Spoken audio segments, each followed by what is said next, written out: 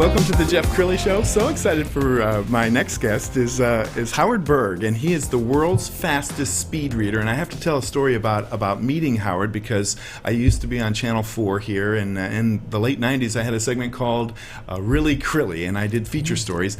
And Howard is one of the gentlemen that I interviewed along the way, and I remember you were out at the ballpark at Arlington and your speed reading books, and I think it's just fascinating. So I'm going to, at least would you demonstrate how you read a book? Sure. That's my free publicity book. Let me kind of move the pages a little so it's easier. Okay. First, you're thanking everyone who helped you write the book. There's a lot of books on PR, but this is different because you're a reporter, so you know the inside story of how to do it. There's only, some people say there's no such thing as a bad story, only bad reporters, and then you're talking about how stories start. You start with Adam and Eve, that was the first story. There wasn't too many reporters, but it's been well reported, nevertheless. This is And you're fascinating. doing about a story about a amazing. turkey. This is absolutely. Turkey, and then you're showing how to do a release right here. That's beautiful.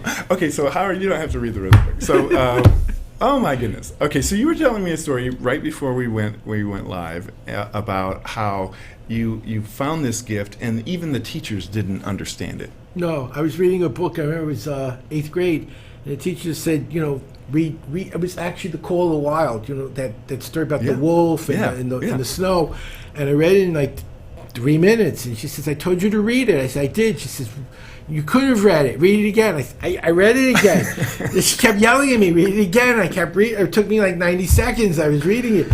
And she wouldn't believe that I'd read it, because she was trying to kill time for 40 minutes, and it took 90 seconds. And she was kind of angry at me because I wasn't. Now, this must have helped you during school, huh?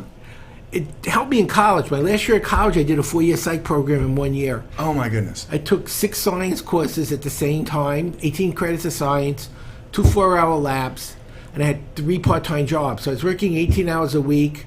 My lab reports took 16 hours, so it was 40 hours of lab and lab report, plus 18 credits of science and 18 hours of work. I don't recommend it.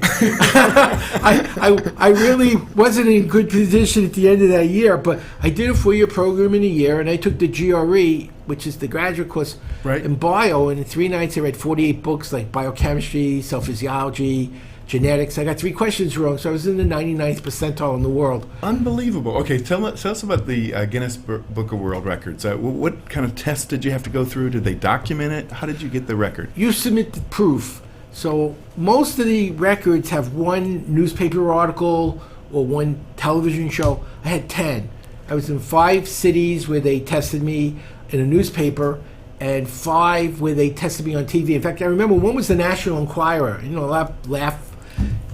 They had me read the unpublished issue that was going to press. They knew I hadn't read it. Right. I read the entire issue in 3 minutes.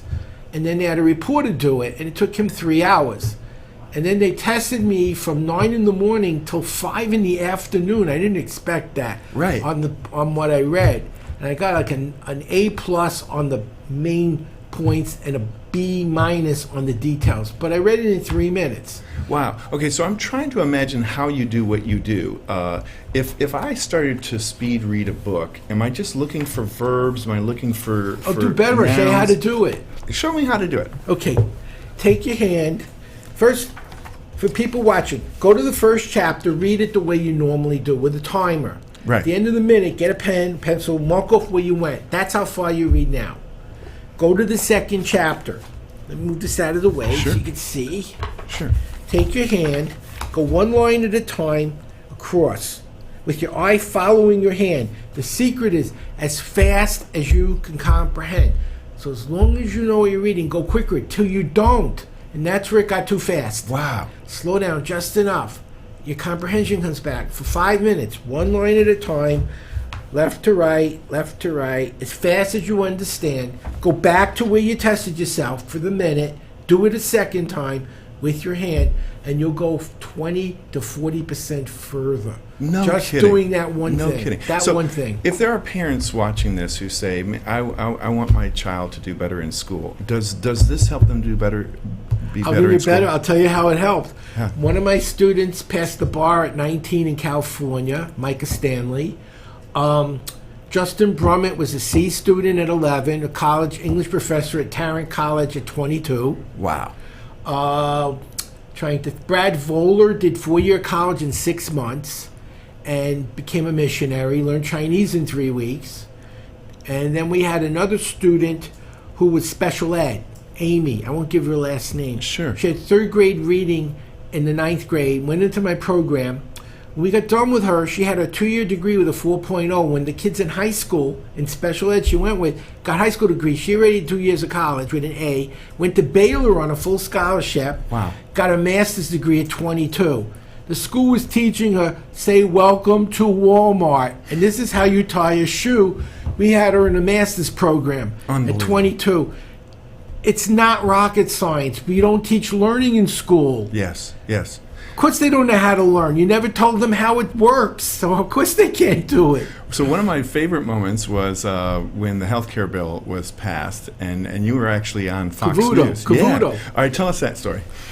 There were 3 bills. The first bill, I think, was the Senate bill, was 1,500 pages. The House bill was 2,000 pages. The final combined bill was 26. So the 1,500-page bill took 50 minutes to read live. The second bill was 2,000 pages. It took 58 minutes. The third bill took 90 minutes, but it was 2,600 pages.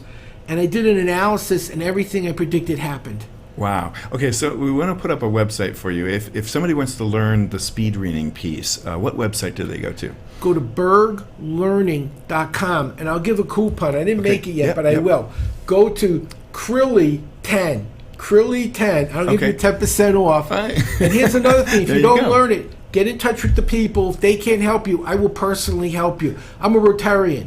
If I can't get you to read faster with good understanding, I'll give you your money back, because you shouldn't pay for something you didn't get. There you go. There you go. I love it. I want to introduce our dynamic producer, Matt Stoker. Matt, say hi. Yes, very dynamic. Hey, Happy to be here. How are you? Matt, what kind of student were you in school? Were you a straight A guy? Or? I would say I was a straight A student, but I didn't always. My hard part was turning in the work on time. So I was really good at tests. I really liked the material, but I would always, if there was a big project that had to be done, I'd always wait too long to get it done. Or if there was a big paper that needed to be written, I'd always wait too long to write it.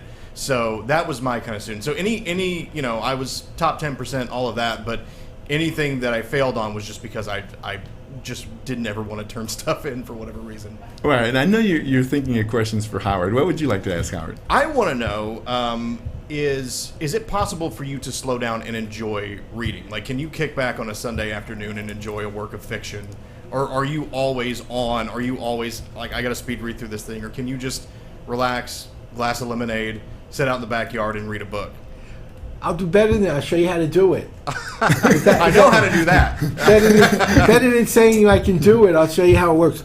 You've ever read a novel and it got so boring, it's like, I can't finish it? I was reading The Mists of Avalon. It's about the Knights of the Round Table. Mm-hmm. And there was 10 pages on the furniture. Every motif on every spoon, every napkin, every plate. I didn't care about the motifs on the plate, so I went through that in 10 seconds. It was done. So you skip the parts that you're bored with. Don't skip them. Well, speed them up. You speed through the parts that you're bored with. And you're going so fast, there's no emotion. Okay. Yes. And then the parts that you want to savor, you have more time. You've sped through the boring parts. You can slow down. You don't go to the Louvre on a skateboard and look at the Mona Lisa. You don't chug Don Perignon.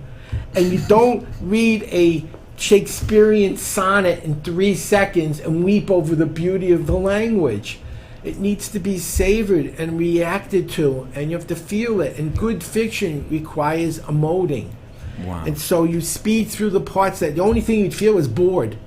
I love it. And then, but you know what's happening. You just don't feel the boredom. Yes. And then you slow it down and you savor like a fine wine, like the Mona Lisa, the parts that would give you great pleasure. You still finish quicker overall, but you don't lose any of the enjoyment. In fact, you'll finish more novels because the boring parts won't impede you. Wow, that's beautiful. You also have a program coming up that you want to talk about. Yes, please. I was training U.S. Special Forces at Fort Bragg a few months ago. It was a big honor. And they told me a horrible story. The wounded warriors, the young men that have been injured fighting for us, they have a suicide rate of 1 to 3 people a day killing themselves. Wow. I was like, oh my God, why are they killing themselves? They can't find jobs. They're injured, they have PSTD, they can't find jobs. I said, let me help. I said, I could teach them to learn in a few hours' time, 100% faster, so they can use the GI Bill and go back to work. Wonderful. They said, well, they have no money. I said, I don't care, I'll do it anyway. In fact, the Rotary Club, you're in the Rotary too, Yeah. Our district is about helping vets this year, and I'm in the E-Club. So I said, I'll do it through the Rotary as a volunteer. So I set up a website just for the Wounded Warriors. Please don't enroll if you're not. I want them to have these seats. They deserve it.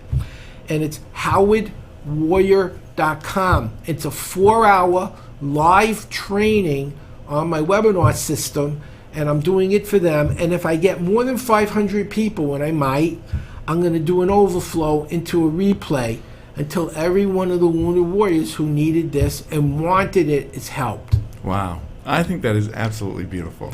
We need to. My dad had PSTD. He was on Normandy Beach Wow. as a sailor. His boat blew up. It hit a mine. He wasn't supposed to be on the beach. He was supposed to let the soldiers go and go back to England, get more soldiers. He didn't have a gun. He was never supposed to be there. So he's running on the beach. The soldiers, he said, what do I do? He said, you got a sailor uniform. Get on another boat. So him and 4 guys, and there's all dead things all over. Right. Run to the boat. 2 of them died going to the boat out of the 4. Wow. And it affected him. He was 18 years old. He was a kid. Yes. And I think about that, and then I saw these young people, and I understand from having had a dad with this, how important it is for us to help these people. You know, they've given their lives for their country, and the country isn't helping them. Yes. So this is something I can do. So that's why I do it. Howard, that is absolutely beautiful. We're almost out of time for this segment, so I'll leave you with a final thought. What do you want to leave the audience with? I'm a grandparent. If you watch the news, do you think there's too many smart people making too many good decisions in the world? I'm not pointing any fingers at any one person. Sure. I haven't heard that from anyone, conservative or liberal. And my job is to double the rate at which people learn so they make better choices, better decisions. I told the Green Berets, people won't blow themselves up if they have education, have a good job, have a family, have a home. Those aren't people going to strap on a bomb. You get them when they don't learn. My job is to make your job easier, have less people you have to shoot and take care of. And I'm trying to find solutions to problems like global warming and energy. I can't find the answers, but I can help people who can learn more, connect more dots, and find the answers for us. So that's my job. It's to help make a better world through better understanding, more information, and fewer mistakes. And no one can argue that that isn't needed right now. Desperately, we're in big trouble as a planet and as a society. We need thinkers who actually know what they're talking about. And I feel it's my duty as a citizen of the world to provide that. I love it. What a great mission and ministry, and speed readers are leaders. I'm a direct descendant of Moses' brother Aaron in the Bible. Is that right? Actually, I'm a high priest. If there was a inner temple with the Torah, I would be allowed. I would have been allowed in. You know you are when you're born, because it's from father to son. So I'm actually, when I watch the 10 Commandments, I'm like, that's my uncle. And the guy making the golden calf, that was my grandfather. It's kind of changes the story a little. You're an inspiration. Thank you so much for being on the show. You'll have to come back again. I love this. I appreciate you having me. Absolutely. All right. Well, that's it for this time, and we'll see you next time.